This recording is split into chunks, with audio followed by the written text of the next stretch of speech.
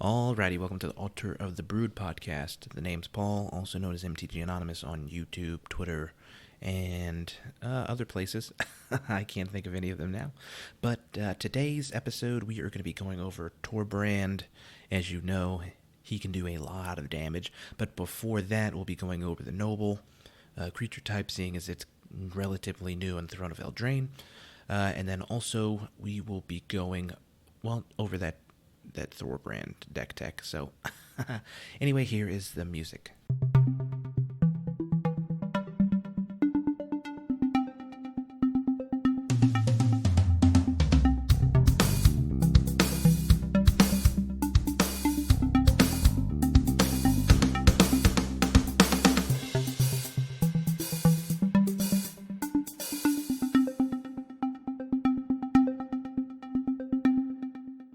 Alright, now that that's over, let's get into the card typing. So first off, we have Nobles. Nobles are, like I said, new to the Throne of Eldraine set. So Magic, it's a new type. And then there are some that have been errated. But there are 4 Nobles, and then they all represent different houses and different color types. But let's go ahead and we're just going to go over the ones that are in the rare slot because, that's where most people know them. Also, only the ones that can fit in 3DH since, that's what we play on this channel. So, without further ado, let's get into this. First off, we have one of the few non-legendary creatures, Charming Prince. For 1 and a white, you get a creature human noble. When it enters the battlefield, choose one. Either A, scry 2, B, gain 3 life, or C, exile another creature you own, return to the battlefield under your control at the beginning of the next end step. So this card is 88 cents in paper, or 0.31 ticks, and it's a 2/2. So what's so good about this? Well, you bounce this, it comes in, and it flickers something else. So, it's not really flicker, though, since flicker is exits and then comes back. This one exiles and then it returns at the end step, so it's kind of delayed. It's really good in standard, and there's some white decks that would like it, more specifically ones that involve creatures entering the battlefield, but I like it. It's only a 2-drop, and it's relatively cheap. It probably fits in most white decks, Bragos more specifically, seeing as it gives additional exile and re-enter effect. Next, Arya, First of Lothwain. We talked about her in the Legends set since she was less than $1. But we'll go over again. It's 3 blacks, so black for a 2/3 legendary elf noble. When she or another black creature enters the battlefield under your control, each opponent loses 1 life and you gain 1 life. And then tap, sacrifice another black creature, draw a card. So what's special about this one is, 1, it's really cheap. It's $3 in paper, but it's only 0.1 ticks in MTGO. So basically what happens is we are able to do a lot since there's such a giant margin. We have 2.9 ticks left, and that's quite a bit of money inside of this format. So basically you want to do aristocrat type things with this commander, and then she also cares when they enter. So they enter, and then we can use her to sacrifice them and then draw a card. And then the other thing is they have to be black. So another way to do that would be to make black tokens each turn, and then each opponent loses 1 life. We gain 1 life. So if there are 3 opponents, that's a swing of 4, and then you tap, sacrifice another creature, draw a card. So it's draw on a stick, and then also sacrifice engine. So there are lots of ways to build her, and then I have a build for her, but since I didn't do that for the black entry, I'll probably do that in a different week. Next off, Linden the Steadfast Queen. She is the white version of Noble. For white, you get a legendary creature, human noble. She is a 3/3. She has vigilance, and when a white creature attacks, gain 1 life. Well, a white creature you control attacks, gain 1 life. So she's 42 cents in paper, or 0.03 ticks. Again, white cares about creatures entering the battlefield, and then this also makes it so she cares about attacking. What's amazing about this is she fits in basically any Boros deck, since most of the time Boros is going to attack, not looking at the Fire Song and Sunspeaker, since that's not what they want, but regardless, she Gaining 1 life every time a white creature attacks is actually pretty amazing. Orzhov would like this too, seeing as it makes lots of creature tokens that are usually black and white, or just white soldiers. You swing with those soldiers, gain 1 life, and then you'll be able to end the game with Aetherflux Reservoir, or something that cares about your life total. Next off, we have the Lovestruck Beast. It is our first, and maybe our only, let me check, yeah, our only adventure card in this list. So first off, we go over the adventure, and then we'll go over the creature. The adventure is Heart's Desire. For 1 white, you get a sorcery adventure. Create a 1/1 white human creature token, then exile this card. You may cast the creature version later from exile. And then Lovestruck Beast for 2 and a green. Lovestruck Beast can't attack unless you can control a 1/1 creature. It is a creature beast noble, and also a 5/5. So what I like about this card is, 1, it makes the thing that it cares about, so you can make the 1/1, and then boom, now you can attack with it once it comes in. If it's still a 1/1, if it's not, then you're kind of screwed. But lucky for us, most elves in green are 1/1s, so this helps us out quite a bit. I didn't go over the price. It's 47 cents in paper, or 0.39 ticks. It's used a lot in standard, seeing as it gives you a body and it gives you a 5/5, so, and it's relatively cheap. So next off, you have Yorvo, Lord of Garenbrig. This is the green entry, but for the color challenge, but we'll talk about that later. First off, for green, you get a legendary creature, Giant Noble. It is a 0/0, but that's important because Yorvo enters the battlefield with 4 +1/+1 counters on it. When another green creature enters the battlefield under your control, put a +1/+1 counter on Yorvo. Then, if that creature's power is greater than Yorvo's power, put an additional +1/+1 counter on Yorvo. So what's awesome about this is it triggers things like Doubling Season. Since it enters the battlefield, it gives those +1/+1 counters to it. So instead of getting 4, it'll get 8. And then also you can use Peer. I'm pretty sure it's Peer. It'll be able to give an additional +1, and then so on and so forth. It's 46 cents in paper, and then 0.09 ticks on MTGO. So it's cheap, and we can do things with it. It basically just wants to beat face. You could make this Voltron, and then have small green creatures enter the battlefield that tap for mana, so that way you can equip this with something that makes it unblockable, win with commander damage. It's pretty easy, and then since green is looking to ramp, draw card, depending on our creature's power, that makes this even better. So you can easily make this 7/7, 2 turns after it's come out, seeing as it's pretty cheap, and then all the creatures are cheap. So you would wait to play your mana rocks, or not mana rocks, but your mana dorks, until after Yorvo's out, and then start playing them. It gets bigger as you go. Next off, we have Torbran, Thane of Redfell, who is the main character of this deck, so I will not go over it, actually. But just know it's for 1 red, you need a Dwarf Noble, and it's a 2/4. We'll go over it. Next off is Feasting Troll.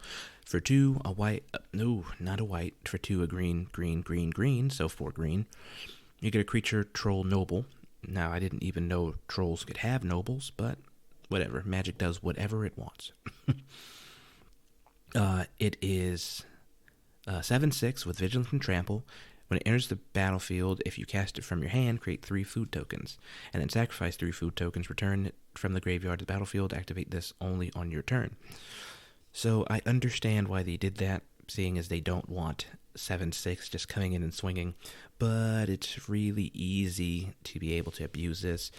We can, if we're playing black, we can return it to our hand, play it again, get 3 more food tokens, so it's really easy to be able to keep doing things like this over and over again, but it's 22 cents in paper, and then 0.01 ticks on MTGO, so it's really important, though.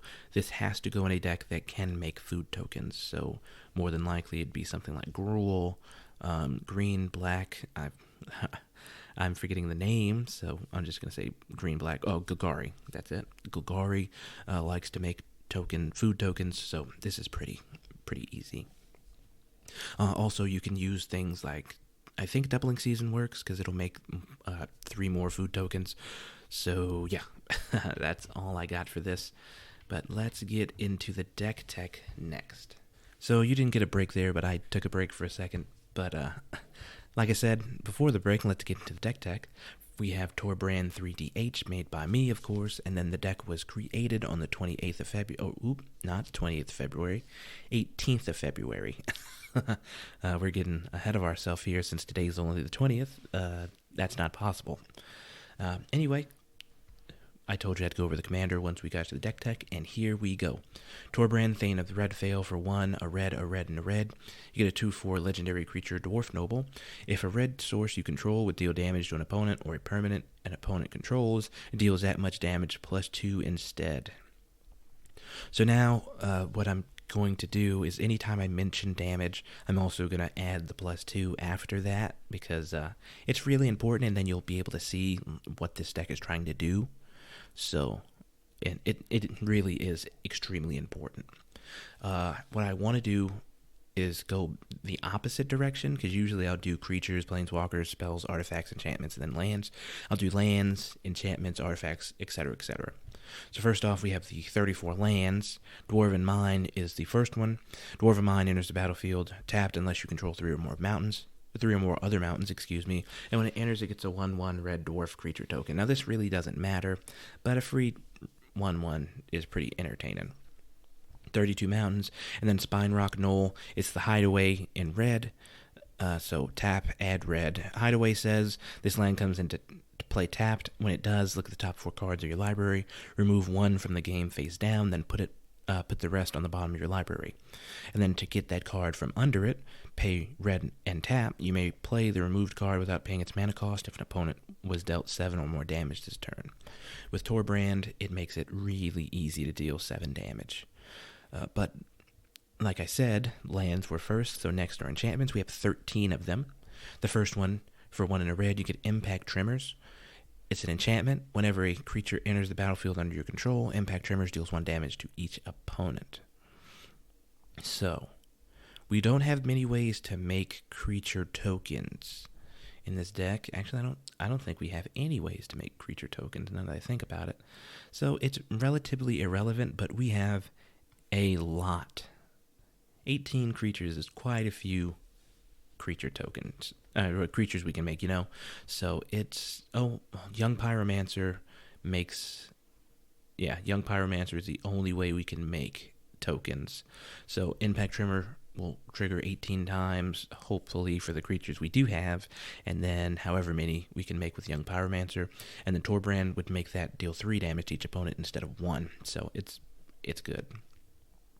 It's only 0.04 ticks. I don't have the paper reading in front of me for any of these cards, so excuse that. But next off, you have Blood Sun for 2 and a red. Enchantment, when Blood Sun enters the battlefield, draw a card. All lands lose all abilities except for mana abilities. Now, this is really important. You cannot have Spine Rock Knoll have a card under it if that happens, because it will lose that ability. But basically what we don't want is we don't want our opponents to be able to untap our stuff or keep us from attacking, since Torbran kind of wants that just a little. Basically, we don't want them to prevent damage using lands, so that's basically what's going on. Spell Shock for 2 and a red. It's an enchantment, as I said. I keep doing that. I know you know it's an enchantment, but I keep doing that. Whenever a player casts a spell, Spell Shock deals 2 damage to that player. So, remember, specifically, Torbran says deals damage to an opponent or permanent an opponent controls. So whenever we play a spell, we only get 2 damage dealt to us. But whenever an opponent casts a spell, it deals 4 damage to them, and it's only 2 and a red, so we have ways to gain life in this deck, so we're not necessarily concerned. Sulfuric Vortex for 1, a red and a red. At the beginning of each player's upkeep, Sulfuric Vortex deals 2 damage to that player. And then if they would gain life, that player gains no life instead. Again, this will deal 4 damage to each of our opponents, 2 damage to us, so this is worth it.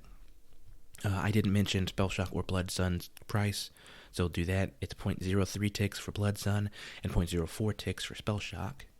Sulfuric Vortex is 0.22 ticks, so one of the most expensive cards in the deck, but it's really important because it's going to deal damage to each of our opponents each turn, and then they'd have to waste removal for it. So what I don't like is that the gain no life part, I wish that went to opponents, but it doesn't matter. We got ways to deal lots of damage to each of our opponents, so Next off, Burning Earth for 3 and a red. Whenever a player taps a non-basic land for mana, Burning Earth deals 1 damage to that player.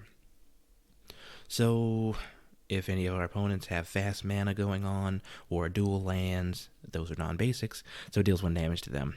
But, if Torbran's out, it deals 3 damage to them, and so this is it's just going to keep going and going. Burning Earth is 0.02 ticks, so that's really cheap for such an effect. And then it's also good even if we don't have Torbran out. As we tap non-basics, which there are only 2 of them, it'll deal 1 damage to us. So against multicolored decks, this is perfect. Furnace of Wrath for 1, a red, and a red. It's an enchantment, again. If a source would deal damage to a creature or player, it deals double that damage to that creature or player instead. Now, this is really important. So let's go back to Impact Tremors. Whenever a creature enters the battlefield under our control, deals 1 damage to each opponent. Now, unfortunately, the way this works is our opponent would rearrange how the damage is dealt to them. So if it was me, I would double the damage and then add Torbran. So it would be 1 doubled by Furnace of Wrath would make 2, and then add 2 with Torbran, it would be 4. So at least that's the way I understand the rule, so that's really the only thing I can do about that. It's really good seeing it's creature or player, but it also doubles damage dealt to us, but Torbran damage is not included to us, so it's not as bad. Mana Barbs, we're doing this again, except for this is for any land. For 3 and a red, it's an enchantment. When a player taps a land or for mana, Mana Barbs deal 1 damage to that opponent. So this is going to stop not our green players, seeing as they have creatures that tap for mana, but this will stop our black enemies, our blue enemies from tapping lands. So this is just trying to make Magic fair. This is 0.02 ticks, just like Furnace of Wrath and Burning Earth. And it's also really important. We want to get this out as soon as possible because we want to punish our opponents. Outpost Siege is next. 3 and a red. It's an enchantment, and it has 2 modes, either Khans or Dragons. You choose those as it enters the battlefield. For Khans, at the beginning of your upkeep, exile the top card of your library. Until end of turn, you may play that card, but that's not what we're here for. Dragons, when every creature you control leaves the battlefield. Outpost Siege deals 1 damage to target creature or player. Now, Khans is good, seeing as we don't have many ways to draw cards, so exile the top card of our library. If it's a land, we get to play it for free, but the only thing about that is we have some pretty expensive spells, so it might lock us into only being able to do one thing for the turn, and then it might not even be something we want. But regardless, it's in the deck, and I like it. Fires of Invention would be a great addition to this deck for Outpost Siege, seeing as we get to play the card for free, but Outpost Siege is 0.02 ticks. Next is Pyrohemia. For 2, a red and a red, you get an enchantment. At the end of turn, if no creatures are in play, sacrifice Pyrohemia. We won't let that happen, seeing as we have Torbran, who is a 2/4, so we'll just make sure we don't use his ability past 4. But pay red, Pyrohemia deals 1 damage to each creature and each player. Now let's go back again to Torbran. So now, every time we pay a red, it deals 3 damage to each of our opponent's creatures and each of our opponents, and 1 damage to each of our creatures and each of our and us. So Firebrand Archer is the only thing that would die, or Firebrand Archer, Young Pyromancer. Let me keep looking for a second. Yeah, just those 2 would die if we were to use this once. So preferably we don't use this when we have them out, or we do this once we don't care. Next off, Sarkhan's Unsealing. This is from M19. It's one of my favorite cards. For 3 and a red, you get an enchantment. Whenever you cast a creature spell with power 4, 5, or 6, it deals 4 damage to any player. And then whenever you cast a creature spell with 7 or greater power, it deals 4 damage to each opponent and each creature and planeswalker they control. So 4, 5, or 6. Let's see. We've got Neheb the Eternal. 4, 5, and 6, We have Flamebash Dragon, Neheb, Fire Servant. Mostly all of our creatures fall in the 4 range, 4 or 5. Then we have a lot of little ones, but regardless, for the ones we do have, they're going to trigger, and then it's going to deal 4 damage to any target, which will be our opponents, almost always. And then Torbran will say, oh, hey, I see that damage you're dealing. I'm going to deal it 2 more, so that's 6 damage. If we have Furnace of Wrath, that's 8 damage, and then plus 2, so 10 damage. And then we only have Drakuseth for the 7 damage, and more than likely this will be out before that. So then this will deal 4 damage to each opponent and each creature and planeswalker they control, so that would deal 6 damage to each opponent and each planeswalker. So as you see, the further we go, the more damage we're dealing with our stuff. And then we could also win without Torbran. It's just more fun to have him out. Vance's Blasting Cannon. It's a flip card, enchantment on one side, legendary land on the other. What we actually want this for is for the land side, but regardless. At the beginning of your upkeep, exile the top card of your library. If it's a non-land card, you may cast that card this turn. When you cast your 3rd spell in a turn, you may transform Vance's Blasting Cannons. So we don't really have many cheap cards in the deck, but that's fine, because we're going to be able to cast all these creature cards, because we have things that make them cheaper. But once we do that, it turns into Spitfire Bastion. Spitfire Bastion, like I said, is a legendary land. Tap, add red to your mana pool, or pay 2 and a red. It deals 3 damage to target creature or player. We're going to deal the damage to the player. If Torbran's out, we just paid 3 damage to deal 5. We paid 3 mana to do 5 damage. So I think that's worth it, especially since we can do this over and over again, especially if we have nothing else to do in our turn. Yeah, that's basically what we're doing. Dictate of the Twin Gods for 3 red and a red. Enchantment with Flash. If a source would deal damage to a permanent or player, it deals double that damage to that permanent or player instead. So now Furnace of Wrath, Dictate of the Twin Gods, is going to do amazing things. So now we'll again go back to Impact Tremors. Impact Tremors, as we said, when a creature enters the battlefield under our control, deal damage to each opponent. So now, with Furnace of Wrath, deals 2 damage. With Dictate of Twin Gods, deals 4 damage. And then Torbran adds 2, so 6. So 6 damage every time a creature enters the battlefield. I think that is amazing. But that also goes against us as well. But since Torbran doesn't, that helps us out just a little bit. And the last one of the 13 is Sunbird's Invocation for 5 and a red. Whenever you cast a spell from your hand, reveal the top X cards of your library, where X is that spell's converted mana cost. You may cast a card revealed this way with converted mana cost X or less without paying its mana cost. Put the rest on the bottom of your library in any order. In a random order, excuse me. I had to yawn, so I paused for a second. But for 6 mana, anytime we cast a spell, we get to look, and then we get to play another one. So that helps us out with our instants and sorceries. That also helps us out with some of the artifacts, seeing is our creatures are bigger, so we might be able to grab something else.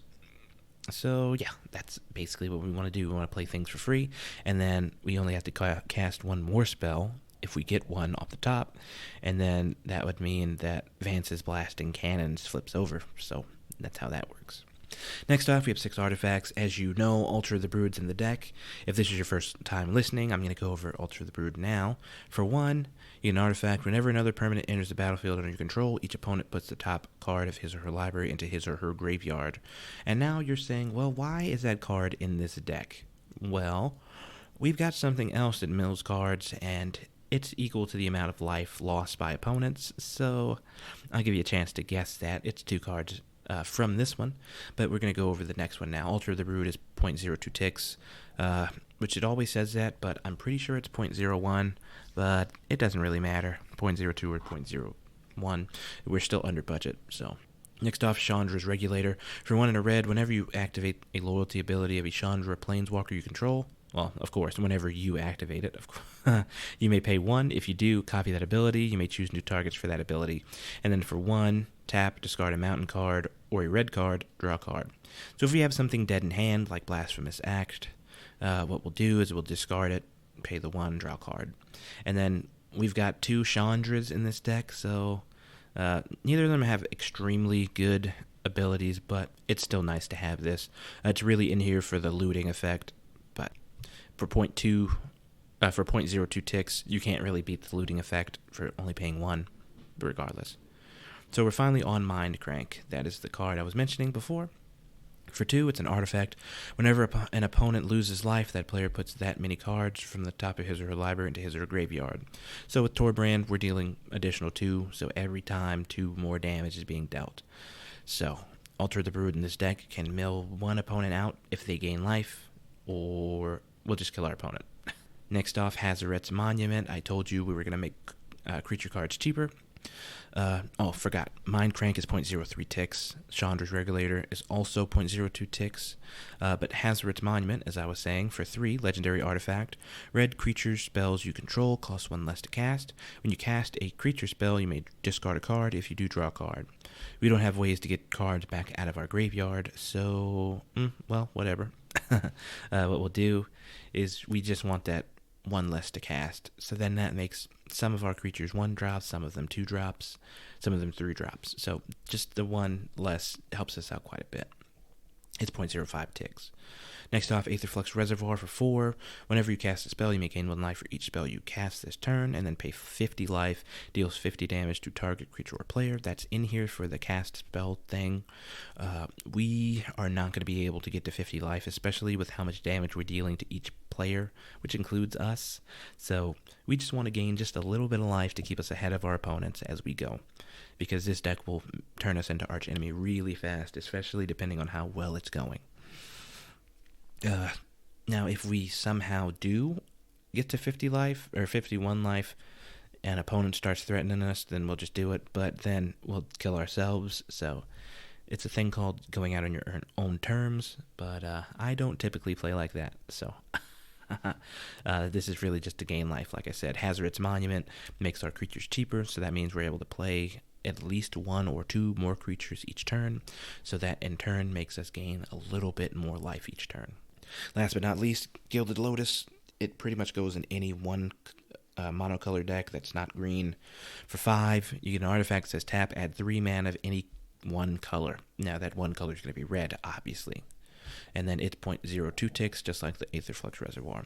So that's it for the artifacts. So mainly milling and then activating Chandra abilities twice, reducing mana cost, gaining life, and then 1 mana rock.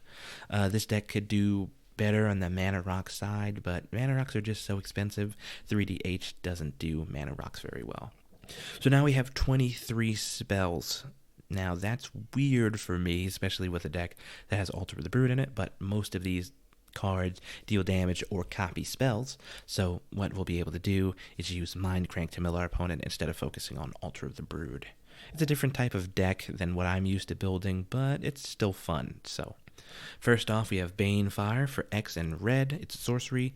Banefire deals X damage to target creature or player. If X is 5 or more, it can't be countered by spells or abilities, and the damage can't be prevented. So if we cast this for 2 mana, so 2 and a red, then it deals 4 damage. So every time it just deals just a little bit more and a little bit more damage. Now the only thing you can't do is make X 0. What you could for Aetherflux Reservoir, but I don't recommend it seeing as it's not good. Next off, we have Blaze for X and red. It's the same thing as Banefire, except it doesn't have the uncounterable clause.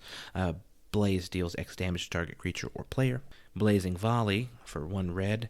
Sorcery, Blazing Volley deals 1 damage to each creature your opponents control. Now, wait a minute. 1 damage to each creature your opponents control. Torbran says deals damage to opponent or things they control. So, now Blazing Volley for 1 mana deals 3 damage to each creature our opponents control. So that gets things out of our way from our attackers, basically.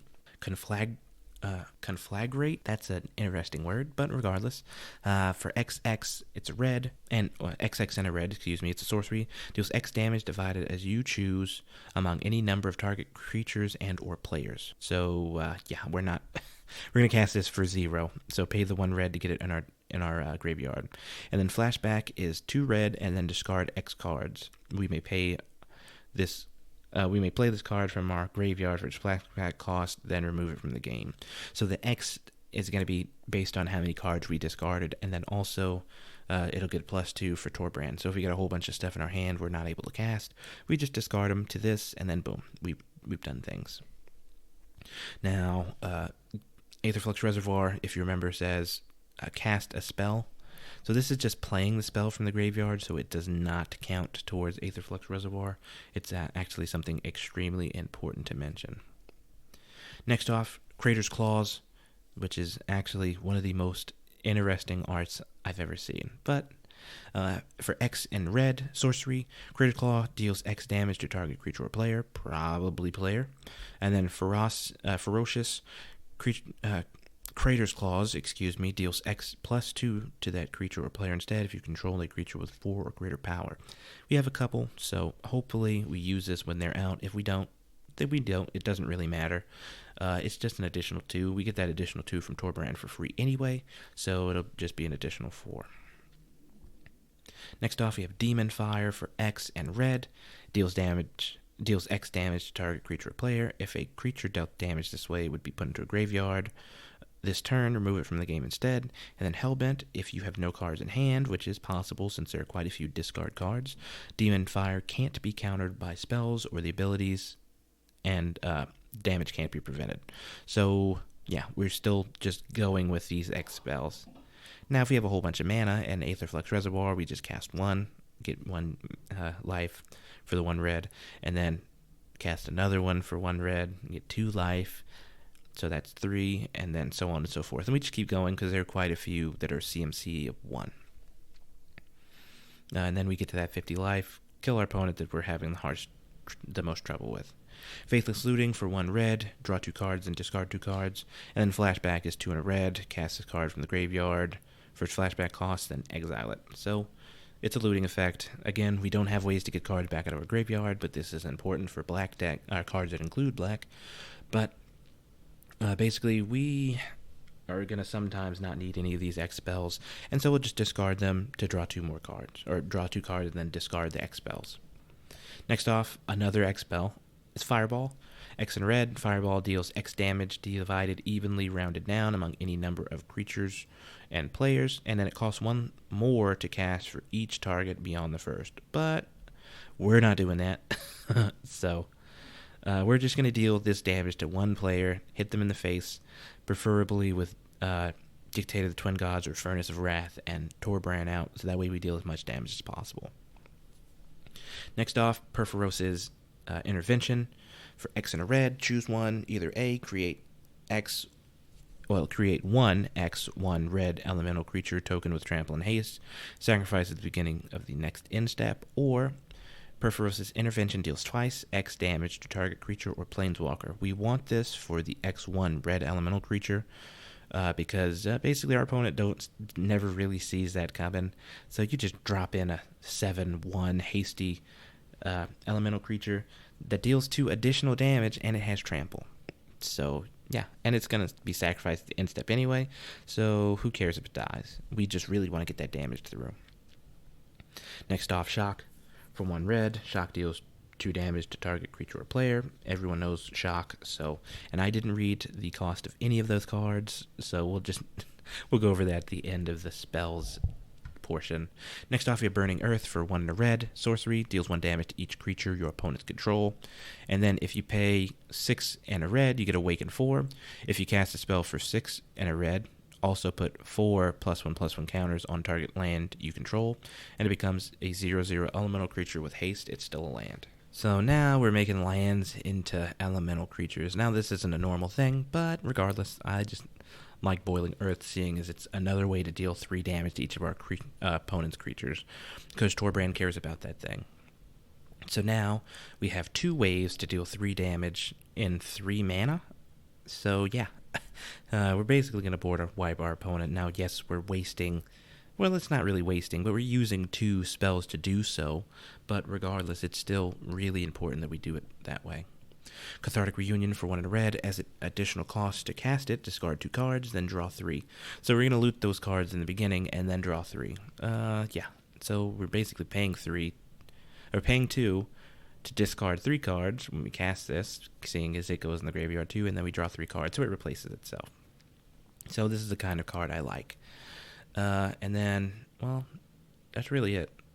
I like the art, seeing as it has Chandra and Jaya on it, but like I said, I just like the art. Double cast for red. When you cast your next instant or sorcery spell this turn, copy that spell. You may choose new targets for the copy. Now this is important for this deck.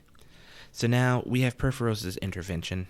We can either A, cast it for 7 mana, so 6 in X and 1 red, to get 1 6/1, or we can double it and only pay 5 mana, so the 4, and then we get 2 4/1s. Now, that's only 1 more power, but whatever.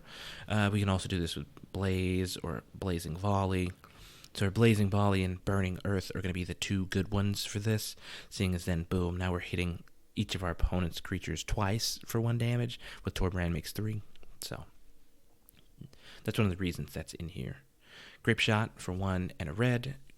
Grapeshot deals 1 damage to target creature or player. It has Storm, and that is why another reason Double Cast is in here, but not for Grapeshot specifically, but just because Storm is a thing.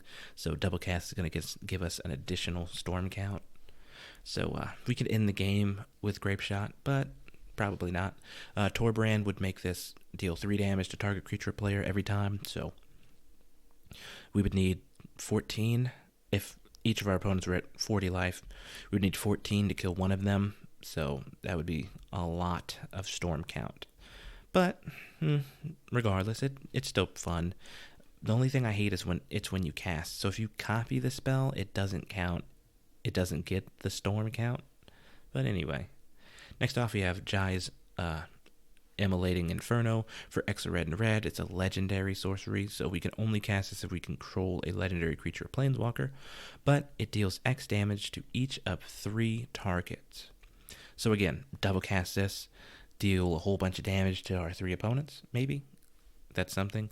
Get +2 to each of that damage to each opponent, so if we pay just 5 mana, so 3 and a red, it'll deal 3 damage to each opponent. Add 1 more to each opponent for each one. So yeah, that's that's pretty interesting. Actually, no, I'm incorrect with that. The X deals is each of the 3. So if we paid 5 into a 3 red, it would deal 5 damage to each opponent.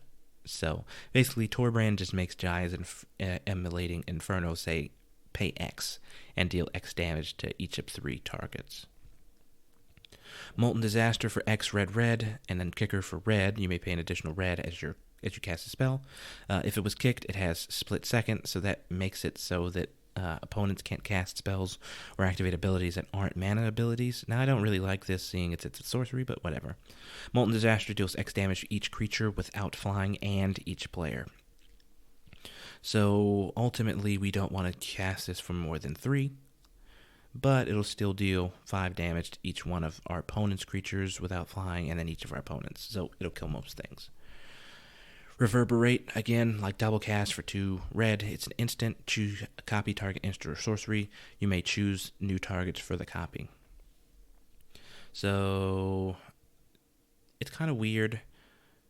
Double cast and reverberate do not do the back and forth thing where you're like, oh, I cast double cast, and then in response cast reverberate, which then the next time we cast another spell, so it would just make 3 copies of a spell. So it's really weird, but it doesn't make our Storm count huge. So Barrage of Boulders is next for 2 and a red. Barrage of Boulders deals 1 damage to each creature you don't control, and then Ferocious, if you control a creature with 4 or greater. With power 4 or greater, creatures can't block this turn. So now, attacking really isn't super important in this deck, seeing as we only have 18 creatures and only 1 way to make additional tokens, but basically, dealing 1 damage to each creature our opponent control is, again, really fun, really good. Nahiri's Wrath for 2 and a red is an additional cost. Discard X cards. It deals damage equal to the total converted mana cost of the discarded cards to each of up to X target creatures and or planeswalkers. So we're basically just going to use this, sacrifice our bigger spells, and then kill planeswalkers. That's really all we want. We don't want to be dealing with planeswalkers in this deck. Risk Factor for 2 and a red, instant. Target opponent may have risk factor, deal 4 damage to them. If that player doesn't, you may draw 3 cards. And then Jumpstart, you may cast this card from your graveyard by discarding a card in addition to paying its other cost, then exile this card.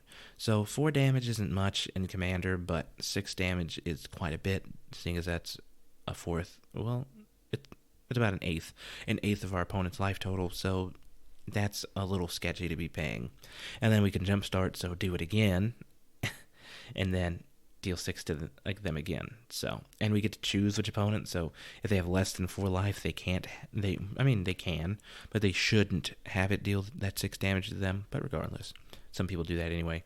Cosmotronic Wave, again, another one of these, deals 1 damage to each creature your opponents control for 3 in a red. And then it does not have the same issue Barrage of Bolters has. It just says creatures your opponents control can't block this turn. So deal 3 damage to each of our opponent's creatures, kill the small ones, swing out. So we can do those 2 things one turn and then do it again the next turn. So that makes it so that our we get 2 free swings. I like it.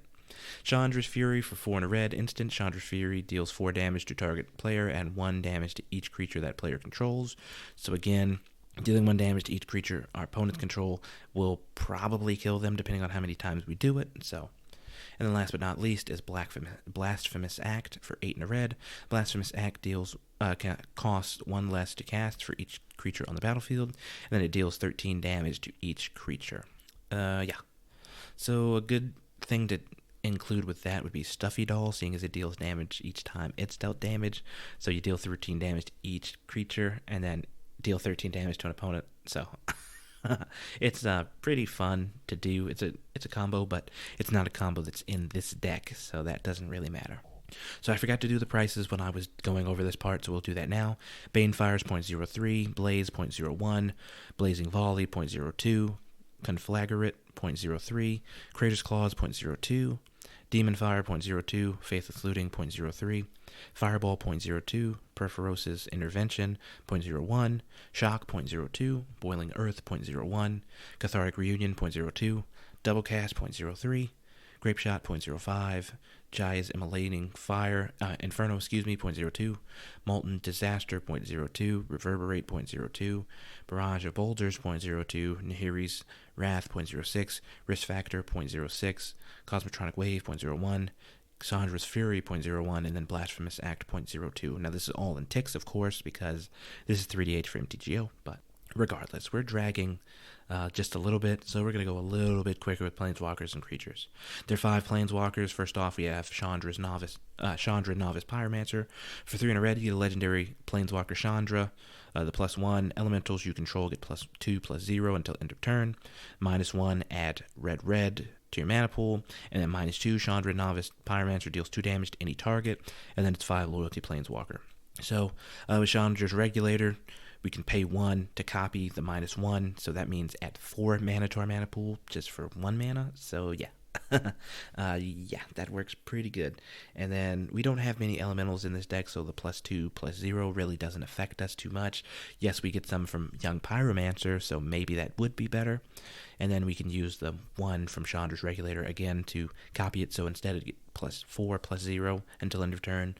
So make a 1/1 army, give them +2/+0, and do the thing. So 5 loyalty is relatively important.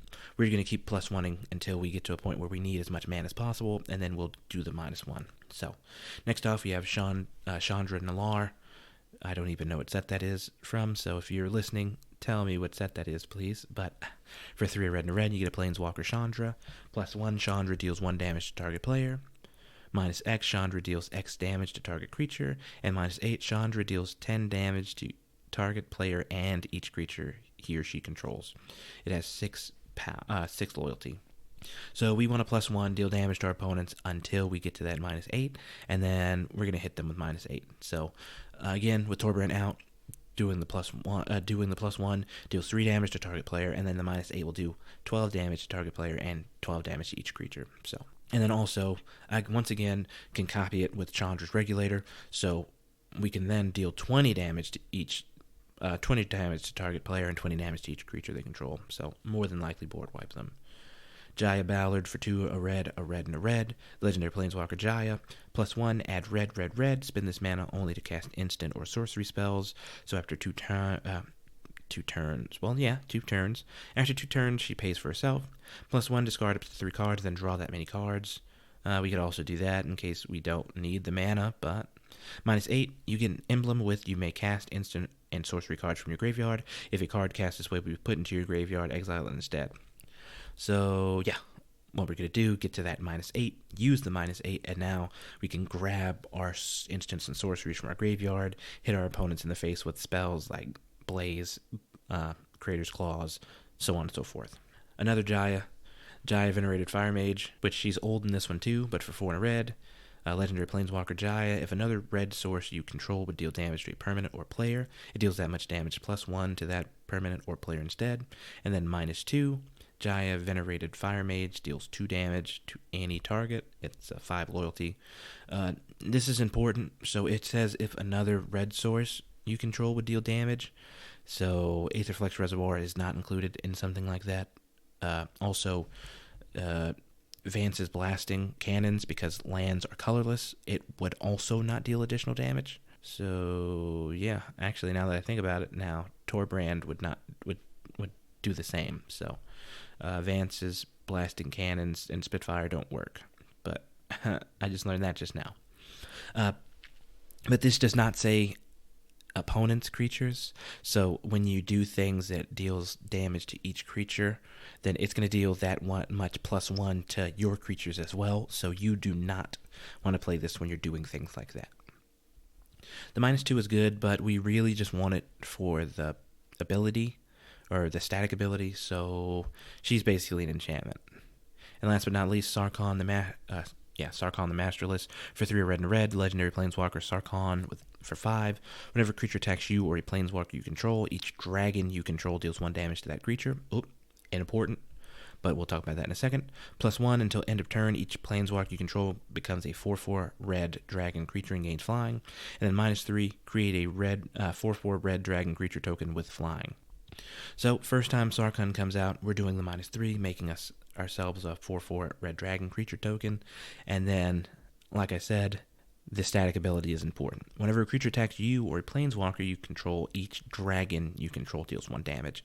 Because the dragons we're making are red, and the ones that are already in the deck are red, they're going to deal 1 damage, and then Torbran's going to see that, and they're going to deal 3 damage each. Now, also, if Jaya's out, then they'll do an additional damage to that, so 4 damage each. So for each dragon you control, it deals 4 damage to a creature attacking you. So it will basically make it so your opponents will not be able to attack you. And then that's basically what I want to do, so yeah, it works. That's the 5 Planeswalkers. Chandra's Novice Pyromancer is 0.03 ticks. Chandra Nalar is 0.02 ticks. Jaya Ballard is 0.1 ticks. Jaya Venerated Fire Mage is 0.01 ticks. And then Sarkhan the Masterless is 0.11 ticks. Next off, we have the creatures. Electrostatic Field for 1 and a red. Creature Wall. It's a 0/4 with Defender. Whenever you cast an instant or sorcery spell, it deals 1 damage to each opponent. Now, we have lots of 1-drop X spells. So if we have Torbran out, we can just pretty much dump all those out. We have 2, 4, 6, 8, 10, 11 1-drops. So if you have 11 mana somehow and all of these in our hand, we just drop them, deal 11 damage. So 11, it's 11 spells. So without Torbran, it'll be 11 damage. With Torbran, it'll be 33. With Jaya, that'll make an additional 1, so 44. So 44 damage to each opponent. So yeah, we just kill our opponent doing that. Next off, Firebrand Archer, 1 and a red, 2/1. Whenever you cast a non-creature spell, Firebrand Archer deals 1 damage to each opponent. So again, these two work in tandem. Instants and sorceries are non-creature spells, so every time you do it, she deals 1 damage to each opponent. So now this makes half as many creatures you need to be able to do what you need to do to kill your opponents. Harsh Mentor for 1 and a red, you get a 2/2 human cleric. Whenever an opponent activates an ability of an artifact, creature, or land on the battlefield, if it isn't a mana ability, Harsh Mentor deals 2 damage to that player. So with Torbran out, that deals 4 damage to that player. So they're going to be real hectic. They're not going to want to activate abilities, basically. Immolation Shaman for 1 and a red. You get a 1/3 creature Vishino Shaman. I think that's Vishino. But anyway, whenever an opponent activates an ability of an artifact, creature, or land that isn't a mana ability, it deals 1 damage to that player. So Harsh Mentor deals 2, Immolation Shaman deals 1, but this is just more damage we're getting to do to our opponent, so as much damage as we can do is what makes it worth it. Thermal Alchemist for 1 and a red. It's Defender. It's a 0/3 human shaman, Tapped Thermal Alchemist deals 1 damage to each opponent, and then whenever you cast an instant or sorcery spell, untapped Thermal Alchemist. So this is going to go with Electrostatic Field, Firebrand Archer, because basically it does the same thing. Whenever you cast an instant or sorcery spell, untap it. So now what we'll do is we tap it for the first time for the turn, play Banefire for the 1 red, so 0x, and then deal 1 damage from Electrostatic Field, 1 damage from Firebrand Archer, and then untap Thermal Alchemist, then tap Thermal Alchemist again, and we just keep going over and over again. With Torbran, this makes even more damage. And so we're just going to keep doing this over and over again, pouring on the damage as we go, and then we'll basically just kill our opponent chipping at their life total. Young Pyromancer for 1 and a red. You get a creature human shaman. When you cast an instant or sorcery, again, there are 23 of them, put a 1/1 red elemental creature onto the battlefield. Chandra Novice Pyromancer likes this because it can make them 3/1s. And then if we have Chandra's Regulator, we can make them 5/1s. Torbran will cause them to deal 2 additional damage. So basically they're 7/1s. So yeah, that's how that goes. Next off, Gutter Snipe. Again, Electrostatic Field and Firebrand Archer like this card. For 2 and a red, you get a 2/2 Goblin Shaman. Whenever you cast an instant or sorcery spell, Gutter Snipe deals 2 damage to each opponent. With Torbran, deals 4 damage. With Jaya, deals an additional 1 damage. So we're still going with this. Tunneling Geopede. For 2 and a red, creature insect, it's a 3/2. It has landfall, which is the first time that's been seen in this deck. But whenever a land enters the battlefield under your control, it deals 1 damage to each opponent. So we could kill our opponent in 34 turns, but that's not actually possible. So we wouldn't be able to play this before our 3rd turn, and then we'd have to play land after that to be able to deal the damage. But Torbran would make it so it deals 3 damage to each opponent. So again, we're putting the hurt on our opponent, basically. Zozu the Punisher for 1 red and a red. You get a 2/2 legendary creature, Goblin Warrior. When a land when a land comes into play, Zozu the Punisher deals 2 damage to that land's controller. So again, hits us, it hurts, but if we have Torbran out, deals 4 damage whenever they play land. Playing against a green deck, it could possibly deal more damage than that. So, Charging Cinderhorn, 3 and a red. You get a creature, Elemental Ox with haste at the beginning of each player's end step. If no creature attacked this turn, put a Fury counter on Charging Cinderhorn. Then Charging Cinderhorn deals damage equal to the number of Fury counters on it to that player. Again, Charging Cinderhorn is dealing the damage because it's a red spell. Torbran gives it +2, so whenever a Fury counter goes on it, add 2 to that. Daggercaster for 3 and a red. You get a 2/3 Vishino Rogue. Again, pretty sure Vishino is correct. When Daggercaster enters the battlefield, it deals 1 damage to each opponent and 1 damage to each creature your opponents control. So this is just like Blazing Volley or Barrage of Boulders or Cosmotronic Wave. It would be better if it made it so they can't block, but again, dealing with chump blockers really important for this deck. Fanatic Amogus for 3 and a red. When it enters the battlefield, deals damage to each opponent equal to your devotion to red. Now, our commander has 3 devotion. Furnace of Wrath has 3 devotion, so we're going to get devotion pretty quick. And then since it deals it to each of our opponents, and it's a red spell, Torbran is going to give it +2 for each of those. Tectronic Giant, 2 a red and a red. When it attacks or becomes a target of spell an opponent controls, choose one. Either A, deal 3 damage to each opponent, or B, exile the top 2 cards of your library. Choose one of them until the end of your next turn. Play that card. No, we want to deal 3 damage to each opponent. So they'll think twice about trying to do things to it, and also it happens whenever we swing with it too. So it'll deal 5 damage to each opponent, so we only need to do this 8 times if our opponents are at perfect health. But as you've seen, this deck isn't going to let that happen. Embernaw Hellion for 3 a red and a red. You get a 4/5 Hellion. It has Trample, And then if another red source you control would deal damage to a permanent or player, it deals that much damage +1 to that permanent or player instead. So again, Torbran effect or Jaya Venerated Fire Mage effect. So we'll do even more damage with this. Fire Servant's next for 3 red and a red. If a red instant or sorcery you control would deal damage, it doubles that damage instead. It's a 4/3 elemental. Now this is really important, again, because it's not going to trigger from Torbran, so sorry about that, but Blasphemous Act would deal double damage to each thing it kills, or Cosmotronic Wave would deal 2 damage to each creature. Blazing Volley would deal 2 damage to each creature, so it's just helpful. Now, the alternate commander for this deck is Neheb the Eternal, which we're talking about now. For 3 red and a red, you get a 4/6 Zombie Minotaur Warrior. It's a legendary creature, and it has a Flicked 3. Whenever this creature becomes blocked, defending player loses 3 life. So this says loses 3 life, so it's not dealing damage, so Torbran does not see this effect. But at the beginning of your post-combat main phase, add 1 red to your mana pool for each 1 life your opponents have lost this turn. So the Afflict 3 does count for Neheb's ability, but let's go over something real quick. If we, say, have dealt damage using Electrostatic Field and Firebrand Archer, for each damage that was dealt, we get a red mana. So then we find an X spell, like Blaze, and deal that X damage to one of our opponents at the end of the turn. So basically, as we do things that cause each opponent to lose life, we just collect mana, and then boom. Now, end of our turn, our second main phase, we just basically try to kill them. Flame Burst Dragon for 4 red and a red. You get a 5/5 creature dragon with flying. When it attacks, you may pay X and a red. If you do, it deals X damage to target creature or player.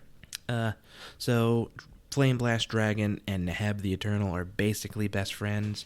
We pay that mana and then deal the X damage, and then Neheb sees that at our post-combat main phase. We'll get that mana back, and then we'll be able to do something else. And then the last creature in the list is Drakuseth Maw of Flames for 4 red and a red. You get a 7/7 legendary creature dragon with flying. When it attacks, it deals 4 damage to any target, and then 3 damage to up to 2 other targets. So, as you've seen from this list, we're going to deal that damage to our opponents, seeing as we're trying to kill our opponents as fast as possible.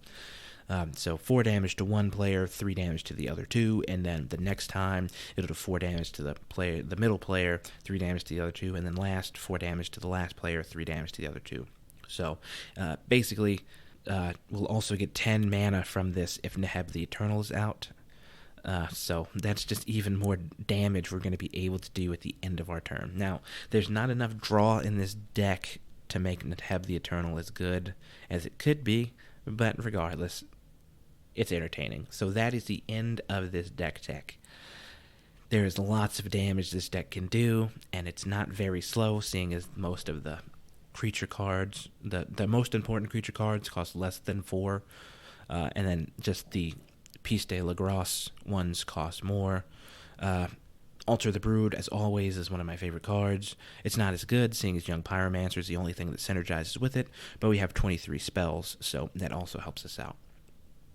And then last but not least, Mind Crank. Every time we deal damage to our opponent, they're going to mill cards, and then that's what we want. We either want to A, kill them by milling cards, or B, we want to just kill them. So that was the end of the deck tech. If you enjoyed it, please like, comment, and subscribe, or whatever it is you do on Spotify, iTunes, or iMusic, whichever one that is. I'm pretty sure it's iTunes podcast, but it's also on Pod Addict. And then you could also follow me on Podbean, which is the website that I host with. So, and I think I have this to where it'll go on YouTube on its own. But if it doesn't, then I might upload it. It depends. I haven't been doing that with the other ones, so I'll have to catch up. But regardless, anyway, thank you for listening to the the podcast. The next one will not be in the color challenge, because color challenge is getting a little ridiculous right now, and I'm stuck on green. So yeah, if you wouldn't mind, tune in next time. Later.